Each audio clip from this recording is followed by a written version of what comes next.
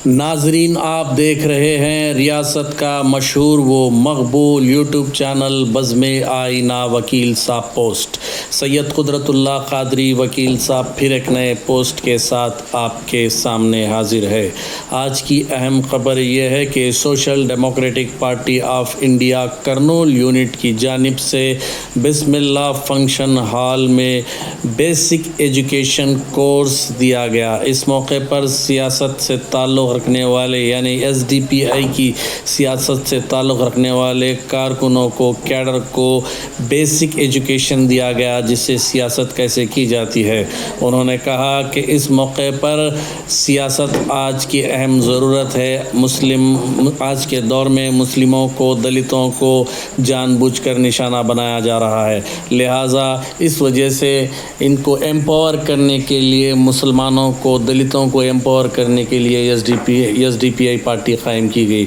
उन्होंने कहा कि एसडीपीआई 2024 में करनूल से इंतखाबात लड़ने के लिए पुरअमन तौर पर तैयार है और इस मौके पर वार्ड नंबर्स यानी वार्ड्स में तमाम मेंबर्स को जो है बनाया जा रहा है और पार्टी को मजबूत करने की कोशिश की जा रही है।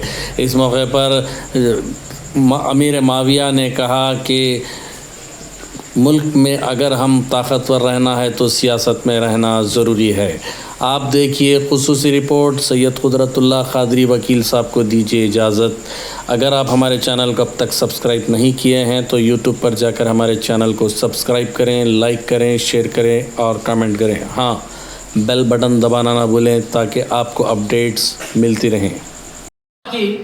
झारखंड की राजस्थान की गवर्नमेंट, वहाँ का सीएम कंपेंसेशन अलो कराया वो बच्चे को हमें 25 लाख देंगे। हालांकि ऐसा एक ड्रामा है वो, क्योंकि कितने की माइनॉरिटीज है, मुस्लिम स्टूडेंट्स हैं जो जेलों में सड़ रहे हैं, जो है नहीं बेगुनाह है, उनको जान से मार दिया गया। लेकिन अब तक कौन सी भी गवर्नमेंट, कौन सा भी सीएम उनको कंपेंसेशन देने के लिए आगे नहीं बढ़ रहा। क्यों? खौफ, अगर माइनॉरिटी के फेवर में कोई बात करेगा, उनको पैसे देने की बात करेगा तो वोट बैंक उनका चले जाता। इसलिए पूरे पार्टियों का एक ही माइंडसेट बनकर है, हुक्कर ट्रुक, कैसे भी जीतना हमें।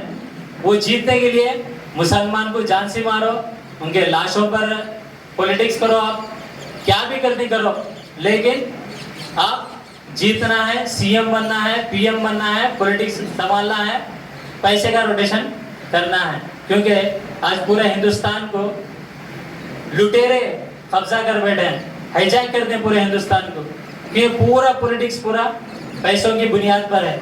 रिसेंटली आप महाराष्ट्र का वाकया सुनेंगे, वहाँ के एमएलए को कैसा खरीदा गया, कैसा उनको लेके जाके लॉन्चों में ठहरा स्टे करने लगा है, सम करोड़ एक। और कर्नाटक के अंदर भी वाकया, वहाँ का भी एक इंसिडेंट है, वहाँ के सीएम की सीट के लिए गोली लगी। इतने करोड़ की सीट है, अगर सीएम कोई बनना चाह रहा तो इतने करोड़ देकर आप सीएम की सीट ले सकते हैं। तो ऐसा बुरा माहौल है हिंदुस्तान के अंदर। मुसलमान, दलित, आदिवासी कोई भी सेफ नहीं। आसाम के अंदर फिर वो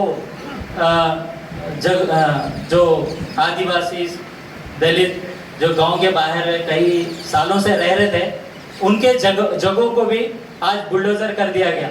330 एकड़ जगह को पूरा गवर्नमेंट के थ्रू, जहाँ का एमएलए बीजेपी का है, पूरे लोगों को उधर घर से बेघर कर दिए। हालांकि वो लोग बहुत बेसिक जो फैसिलिटीज है जो इंसान के लिए रहना, जैसे रोटी, कपड़ा, मकान है, ये बेसिक फैसिलिटीज को भी मुहैया नहीं करते हुए उन्होंने जो गांव के बाहर अपने घर बसाए हुए थे, वैसे जगहों को भी गवर्नमेंट जो आसाम के अंदर बीजेपी का एमएलए है, ये ऑर्डर पास करेंगे वो पूरी जगह को बुलडोजर चला दिया जाए, और चला दिया भी गया है। ये कल की न्यूज़ है। तो पूरे हिंदुस्तान में ऐसे जुल्म, कम्युनलिज्म पूरे हिंदुस्तान में चल रहा है। तो इसके जिम्मेदार कौन है? हमें तो वोट जिसे देकर जिताए थे, वो पार्लियामेंट में, असेंबली में जाकर बैठे हैं, लेकिन जो प्रॉब्लम्स हमारे ऊपर आ रहे हैं क्या वो उसको सॉल्व करने के लिए आगे आ रहे हैं? ये बहुत बड़ा सवाल है।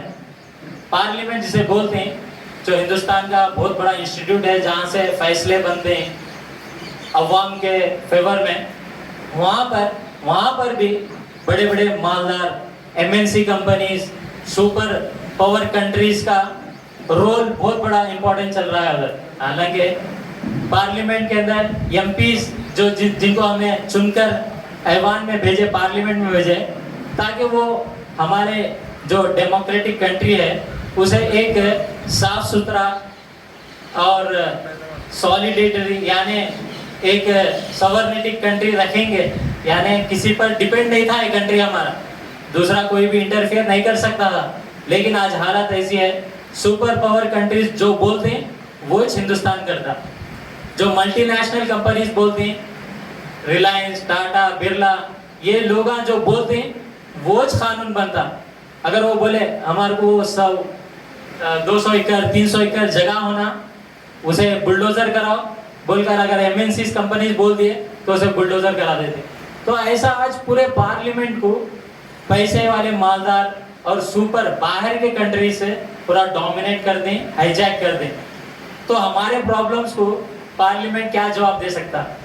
ठीक है, क्या हमें सोच सकते हैं बैंक से लोन बड़े बड़े लेकर है वो इस शहर को छोड़कर भाग जाने वाले हैं? जो भी लुटेरे, जो भी पैसे वाले पॉलिटिशियंस, क्रिमिनल्स पूरे जो बैठे हैं पार्लियामेंट के अंदर, बड़े बड़े केसेस हैं उनके ऊपर। रिसेंटली यहाँ तेलंगाना के अंदर एक बीजेपी के लीडर को अरेस्ट करें, किडनैपिंग केस, 20 साल की लड़की को किडनैप करा। तो ऐसे बड़े बड़े kidnapping case, murder cases, corrupt minded ऐसे लोग सब पूरे पार्लियामेंट को आज चला रहे हैं। तो इस सोशल डेमोक्रेसी को हमें बचाने के लिए हमें चाहिए कि हमें आगे आएं और जो फ्रीडम, इक्वालिटी, सॉलिडेटरी जो भी हमारे को इंडियन सोशल डेमोक्रेसी के अंदर मिलना है वो बहुत ज़रूरी है। और इसको अवाम तक अवेयरनेस दिलाने के लिए अल्हम्दुलिल्लाह social democratic party of India आपके दरमियान है, ताकि हमारे मुल्क बनाने का पीछे जितनी कुर्बानी है, इस मिट्टी में जितने जाने जाकर है, ये एक यूं ही टाइम पास के लिए देकर नहीं है कुर्बानी है। ये कुर्बानी को देने का मकसद ये था कि यहाँ की ज़मीन को ब्रिटिश की ग़ुलामियत से दूर करना, यहाँ के लोगों को जो ग़ुलाम बना रहे थे उनसे दूर करना है यहाँ की आवाम बोलकर ये लोग कुर्बानी दिए। कौन कुर्बानी दिए? सो ये गली में बैठने वाले लोग, ये मस्जिद में इमामत करने वाले लोग, जो हमारे सामने बैठकर, उस टाइम की बात कर रहा हूँ मैं, जो नॉर्मल बिजनेस करने वाले लोग, ये सारे लोग मिलकर जो हालात देखे वो हालात के हिसाब से अपना सब कुछ छोड़कर कुर्बानी देकर अपनी जान तक यानी शहादत भी वो लोग ले लेकर है। वो शहादत लेने के बाद 1947 के अंदर हमको एक आज़ादी मिला। वो आज़ादी मिलने के बाद एक छोटा सा कॉन्स्टिट्यूशन बनाए, मालूम है ना? ये जो इंडिया का कॉन्स्टिट्यूशन बनाया गया, इसके अंदर एक एक पॉइंट को एक हाईलाइट किया गया, क्या बोलकर कि यहाँ की जो ज़मीन है, यहाँ के ऊपर कोई भी दूसरा आकर हुकूमत नहीं चला सकता, यहाँ के लोग ही एक हुकूमत बनाएंगे। यही के एक ग्राउंड लेवल के लोग, एक काम करने वाला इंसान आकर यहाँ पर एक हुकूमत बनाएगा और वही हुकूमत इन्हीं की भलाई के लिए बनाई जाएगी। मतलब बाय द पीपल, यहाँ के लोग बनाएंगे और फॉर द पीपल, वो लोगों के लिए ही काम किया जाएगा। तो ये एक निज़ाम पर ये इंडिया का एक कॉन्स्टिट्यूशन बनाया गया, जिसे हमें सेक्युलरिज्म बोलते हैं या डेमोक्रेटिक वे में एक यहाँ का एक कानून बनाया गया, इसे आइन बोलते हैं ना। तो ये एक मुल्क का आगाज़ हुआ। तो भाइयों, आज की हालत देखेंगे वो एक आइडियोलॉजी के साथ आज भी आवाम यहाँ पे जी रही है। यहाँ पर अलग अलग तरह के लोग रहते हैं, हिंदू भी रहेंगे, दलित भी रहेंगे, सिख भी रहेंगे, या मुस्लिम भी रहेंगे। इस सारे तरह के लोग यहाँ पर रहते हैं। उन सभी का एक ही मकसद है, एक अमन के साथ ज़िंदगी यहाँ पर जीना है, खुशहाली की ज़िंदगी यहाँ पर जीना है, यही मकसद है। दूसरा कुछ और है क्या?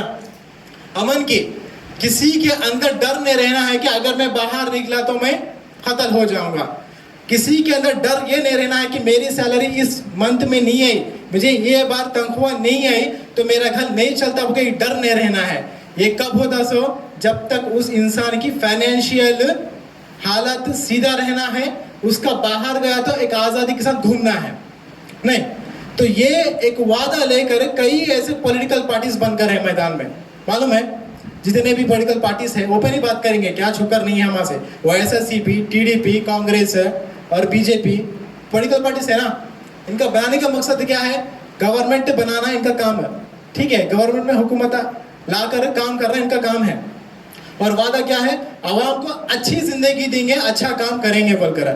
लेकिन हर पॉलिटिकल पार्टी के पीछे एक एजेंडा, एक बहुत कॉमन, कि वो कभी भी आवाम की तरक्की के लिए काम कर नहीं है, अपनी सत्ता, अपनी पावर को बचाने के लिए वो लोग क्या कर रहे हैं?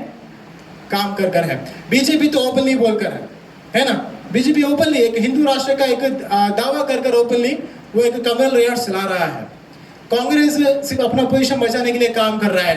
तो हर एक पार्टी अपने अपने मकसद, कौन सा मकसद? इंफरादी मकसद, जिसको खुद को फायदा है, पब्लिक को क्या फायदा नहीं। चाहे वो दलित भी रहते, मुसलमान भी रहते, वो मरना है तो मरेंगे, उनको कोई फर्क नहीं पड़ता। उनको सिर्फ अपना पॉलिटिकल पावर चाहिए। वो पॉलिटिकल पावर के लिए वो लोग गेम खेलकर आज सियासत में बैठकर है, ये किसी से छुकर नहीं, ठीक है। तो ऐसी एक हालात में जो कौम, मुसलमान भी कौम, हम लोग बात करें माइनॉरिटीज में आती ना, सबसे नीचे दलितों से भी एक नीचे जाकर ऐसे कौम अभी कौन सी है? Muslim community. ये मुसलमानों की कौम के बारे में बात करेंगे। आज इनकी हालत, अगर एक इंसान घर के अंदर काम करने नहीं गया तो सारे घर के लोग क्या करेंगे? भूखे रहेंगे उस दिन, सही है ना? वही हालत आज मौजूद है। तो वैसी हालत में इनके ऊपर काम करने वाली कोई तंजीम है क्या? कोई पार्टी है क्या? नहीं है ना। ये पार्टी बनाना बोलकर एक सोच जब से पैदा हुई, एक एसडीपीए ये यूं ही नहीं है, इसमें है एसडीपीए बनाने का एक मकसद था। ये मकसद देखिए, एक जो कौम डर कर है, जो कौम भूखी है, उनको एक अपलिफ्टमेंट का काम करना चाहिए। सियासत में आने के वक्त जो वादा किया जाता ना कि आपको तरक्की देंगे, वो तरक्की नहीं ला रहे बोलकर क्या है, एक पार्टी बनाने का मकसद है। अगर कोई और ये काम कर देता तो आज यहाँ पर हम लोग रहते भी नहीं। तो ये जो ये एक एसडीपीए जो ठहर कर है ना, इसके पीछे एक ही एक मकसद है, एक एक मकसद है कि जहां तक हो सके जो निचले कुचले लोग हैं, जिसके पास जुल्म हो गया है, वो सारे लोग अभी अपलिफ्टमेंट होना है, उनका तरक्की होना है। तरक्की क्या अंदाज में होना है? आज शहर करनूल में फंक्शन हॉल में social democratic party of India का वर्कशॉप रखा गया है। सारे मेंबर्स को आज बुलाकर एक कैंप चलाया गया है, जिसके अंदर ट्रेनिंग दी गई है कि जिस तरह मोहल्लों में हमारे ड्रेनेज सिस्टम बहुत डैमेज है तो उसको किस तरह साफ़ करना है, और वार्ड वाइज जाकर social democratic party of India की मेंबरशिप बढ़ाना है और इश्यूज़ के ऊपर कैसा काम करना है। करनूल के अक्सरियत वार्डों में आज बूथ लेवल की कमेटी भी बन गई है। तो ये ट्रेनिंग प्रोग्राम के साथ, बूथ लेवल कमेटी के साथ आने वाले 2024 के इलेक्शन के लिए social democratic party of India की तैयारी होकर है। जिस तरह पूरे हिंदुस्तान में 24 की तैयारी हुई है, उसी तरह करनूल शहर में भी असम्बली वाइज आज अक्सरियत वार्डों में कमेटीज़ बनकर अब काम के लिए आगे बढ़े हैं 24 का गोल रखते हुए।